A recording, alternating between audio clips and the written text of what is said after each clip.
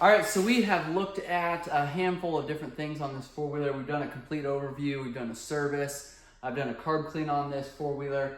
Now what we're gonna do is get into the rear end. We're gonna start by taking the wheels off, obviously.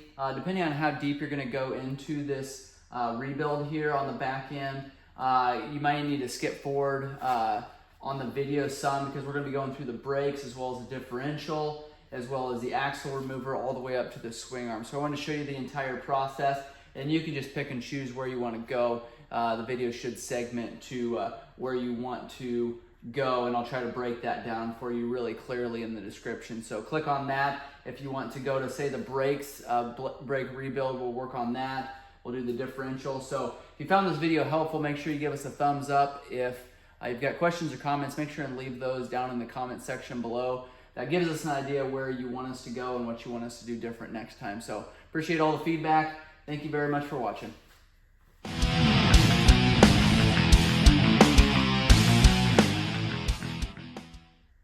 All right, first thing we're gonna do on this is jack up the back end. Now, depending on what you're doing on your four-wheeler, you may not have to put jack stands under both sides. What I'm gonna do is actually pull the wheels off first, and then I'm gonna put jack stands underneath of the axle. That's not gonna last very long because we're actually gonna pull that axle off on either side. We're also gonna do the brakes, but putting jack stands underneath the axle carrier, and I'll show you where we do that here in a little bit, but that definitely gives you enough security from that four-wheeler falling side to side once you get these wheels off. So right now the wheels are kind of supporting everything.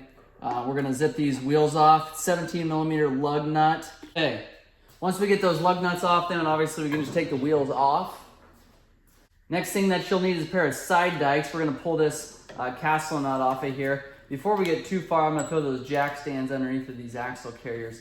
That way our four-wheeler doesn't fall off the jack. You can just straighten those pins up and then pull this out.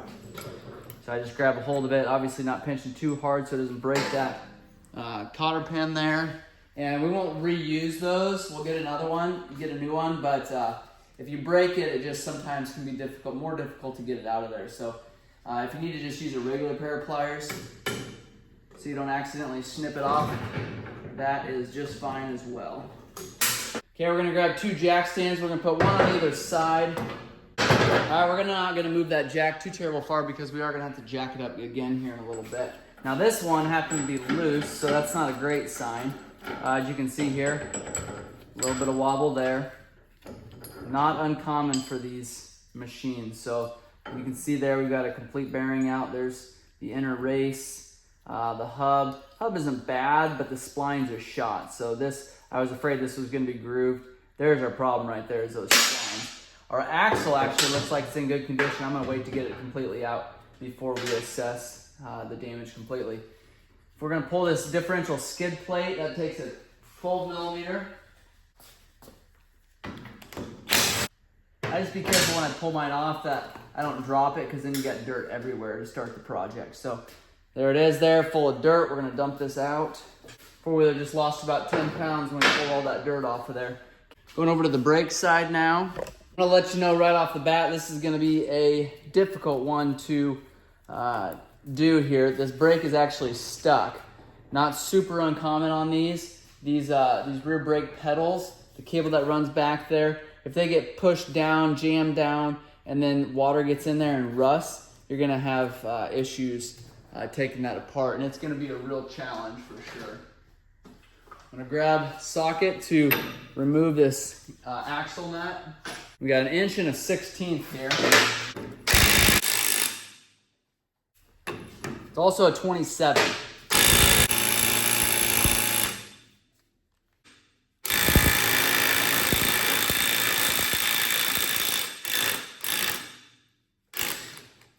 So it's interesting. I started off with 1 inch and a 1/16, the regular socket. That one didn't do it. Didn't even budget. Went to an impact socket, a deep well 27. That didn't do it. So what I did was grab the shallow socket, shallow 1/2 inch, 27 millimeter, and it buzzed right off of there. So that just goes to show you the difference between a regular socket, a deep socket, a deep impact socket, and then a shallow impact socket. So Pulled that hub off of there. This one's in really good condition, which is great to see because a lot of this rear end's pretty beat up. Besides a little twine in here, which we can pull that out, we'll be in good shape there. Next thing we're gonna do is pull this drum off of here. That's 10mm bolts all the way around the outside. This is gonna be a drum cover.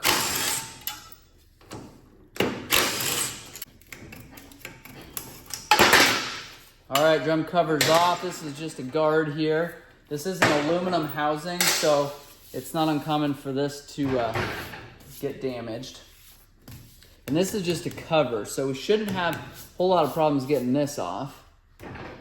Sometimes there's a space in there for you to stick a screwdriver. I'm not seeing any on this one. So there are these little lips, and you can get in behind there with a screwdriver and tap on those. Or a pry bar. And you don't want to tap hard. Again, this is aluminum.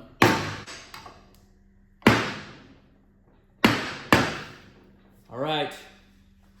That drum we were able to knock off of there. Now you can see all of the corrosion and wear and disgustingness that's inside here. So we've got some work to do to, well, I guess maybe it just moves a little bit. So what you don't want to do is come in here and pry on this and use some severe force, because what that does is actually going to break this housing here. I mainly just wanted to do that to see if there was any movement at all, and I'm barely putting any pressure on there. There's a tiny bit of movement. There's hope, actually. I was thinking it was completely shot. And sometimes by tapping on that cover, sometimes you kind of break free the rust and corrosion that's there. So this is going to take me a little bit of time here. I may end up speeding up the video so you don't watch me struggle getting this off. You're going to be really, really careful if you do that with a crowbar or a screwdriver. I don't like to use a screwdriver. They're just too thin, but you don't want to damage anything there. So give me just a minute here, and I'm going to try to get this off with some penetrating oil and tapping on it to try to loosen things up. Just getting this hub ready to slide off of here. Now what I did to get this off, I sprayed some penetrating oil around the brake pads. What I assumed was that the brake pads were actually corroded or rusted onto the actual brake drum, which is what happened here. So what I did was put a little bit of pressure in between there, and then tapped on this, and that kind of broke everything free. Then I was able just to take and slide that off, kind of work it back and forth. What you do want to be careful of, again, that you pry on this at all. This is aluminum and it will break. And there's going to be a lot of people say never, ever, ever pry on aluminum. Well, sometimes you just got to do what you got to do. And that allowed this to free up and pull that off of there. So you can see there the corrosion. The brake pad obviously just came right off. Now, if you're replacing the brake shoes on here, what you do on this one, you can actually just take and fold these. That one slid right off. You can just take and fold these over like this. Those springs will collapse, and you're able just to pull them off. So you've got one rounded side and then one flat side. It's pretty obvious here which way they go. But going back together then, just install the spring. It hooks on the back side. Slide one side in, and then just kind of pry the other side open and do the same thing on the bottom, or on the front side as well. So now, what you want to be careful of is that this is actually in the seated position. So this is actually, I believe, stuck, which is why it was so hard for us to get our drum off of there. So you may have to take, and these are supposed to be wing nuts here. This one's broken completely off, but this wing nut here, you want to make sure there's no pressure on here. Otherwise, that's going to expand. It's going to be hard to slide your drum back on there. So especially if you got new pads, they're going to be, or new shoes, they're going to be a little bit thicker. Just make sure that those are in the completely collapsed position before going back together. So removing those pads again, or those shoes, just do that, fold them off of there. Those are obviously going in the trash. So to remove the actual panel itself, it's going to be bolts or nuts on the back side. Feel like 17s. I'll go over there and see. You probably won't be able to see that just because of where it's at, but I wanted to show you a general idea where those are. All right, so there's, you can probably see the top two. I put a 17 on a swivel, and I'm going to take and remove those. As you know, with a swivel, just be careful using an impact. You don't zing one of these off and hit an eyeball. Okay, now our jack stand's gonna be in the way for our last two down below there. So I'm actually slide that jack stand in a little bit. See if we can get two of those. The bottom two are actually holding the swing arm or the drum to the bottom two are actually holding the panel on the swing arm. So that swing arm will be detached from the actual carrier as well as the panel here in just a second. All right, then we've got the bottom two swivel. I'm gonna shorten this up here so I can get in here. And now that panel's completely ready to come off besides our cables. These cables are completely seized up, so I'm actually gonna grab a pair of side dikes and cut them. And then I'll be able to just, on the bench, remove these, remove these. All right, so that's interesting. That's actually free. So it was just our cables that were completely seized up. So at least that we know that panel isn't seized up on that pivot point. A lot of times what happens, those can just be so much work getting those out and cleaning them up. So thankful that isn't completely seized. Okay, all those are off. Just gonna take a rubber mallet or a plastic mallet and tap on that. You don't want to get this far and then break a tab off of this panel.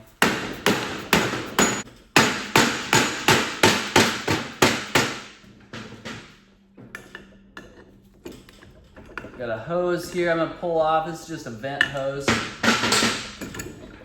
Okay, we're able to get that panel off of there. Obviously, remove these cables out of here. And that's good. Gonna take an angle grinder because those cables, like I said, are completely shot. Remove our receiver here. And that's gonna take a 14 millimeter actually. That receiver's ready to come off. That was also full of dirt. Okay, now before getting too far, because if we start pulling these bolts to remove this differential, I want to show you how that axle looks in there. But obviously we've got our jack stands holding that entire assembly up. So I'm gonna move our jack stands up to this area here. It's not gonna be quite as secure sitting on those jack stands. So we just wanna be pretty careful here how we're moving that four-wheeler around. We could actually loosen stuff up right now. You just don't want to remove it completely or it's going to fall down. I like to use a swivel on these because they're just close enough to that axle carrier that you're not able to get in there very well. And then this one up here, unless we remove that shock, we're gonna have to use a wrench on that one. I know, wrench is a thing of the past, but it is what it is. Okay, everything seems to be holding together pretty well. And I'm gonna move those jack stands, remove our last couple bolts here that I have hanging on. I am gonna loosen up this one where I need to use a wrench now so that it doesn't fall off the jack stands. I'm gonna clean some stuff up here and then I'll move those jack stands. All right, we're gonna go ahead and finish out this rear end here. I have got bolts off on this carrier here. I've got most of the bolts off here. I've got the shock ready to come off of here. I'm gonna take you over to the other side and I'm gonna show you that swing arm pivot bolt as well as a spanner nut. I just wanted to show you that we're already here and I'm gonna swing you over to this side and you can see that spanner nut. Now there's a special tool that you can get for this. The other thing that you can do is just use a chisel, smaller chisel obviously than what the distance is here, and you can get in there, tap it out, make sure you don't damage the threads of this pin there, and then you can take, what I like to use is take pliers then and just turn it out. Now, I'm not gonna go too far out because what would happen then is the swing arm's gonna drop. But I wanted to show you that we've got it that far over on the right side. Now we're gonna go over to the middle of the differential here. We're gonna finish moving this. And that's again, a 14 millimeter.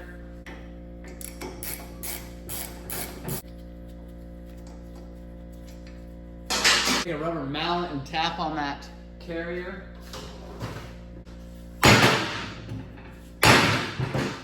So this carrier is ready to pop off. Okay, we have this carrier slid out, and we've got some junk bearings in this one. So it's gonna push out the right side. So I had to do a little bit of wiggling it around there. Take and just slide that completely out. So you can see we got splines here. Those appear to be in good condition. We'll take a wire brush, clean those up. Splines there, that's for the differential. That seems to be a common wear point on these 250s and 300s especially. And then we've got the right side. These are in good condition. These typically stay in good condition because this is all covered up in the actual, it should be sealed up because that's where the brake assembly sits. So we'll set this axle aside, and this carrier is ready to come off of here as soon as we unhook this shock. And then this differential here, it'll be ready to slide out. We're gonna tap it, kind of a groove in this carrier.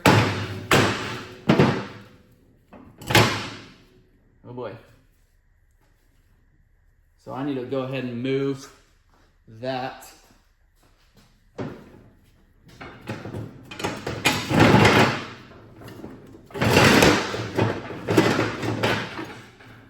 All right, that differential slid down. This carrier's just hanging on there. Kind of an unusual position for it. Take and pull our prop shaft out. We're gonna pull that out from the front. That's removed. Differential's off. Set that aside.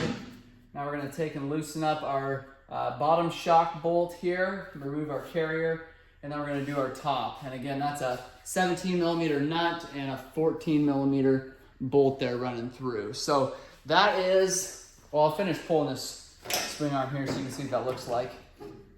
Sometimes the actual race of the pin, the bearing that sits on the actual frame will come with the pivot bolt here. That's not ideal. It's really hard to get it out all the way, but just have to work through that. You use the actual tool on this, not that much. I can get you the link. I'll put that in the description below. We actually have tons of different sizes. We just don't happen to have this size, which is kind of funny. Oh, the other thing that we have that we couldn't be using right now is a large Allen, very big Allen, but that's what it looks like once that pins out. So obviously the spanner nut here should be able to pull off all the way. So a lot of times, especially if it doesn't have the cap on here, it's gonna get a lot of rust and debris stuck in here. It's gonna be hard to remove that spanner nut all of the way. So main thing is loosen that spanner nut, then you can loosen up this pivot bolt and it'll all come out together. The threads are on the actual swing arm. It goes into a tapered bearing that sits in the frame.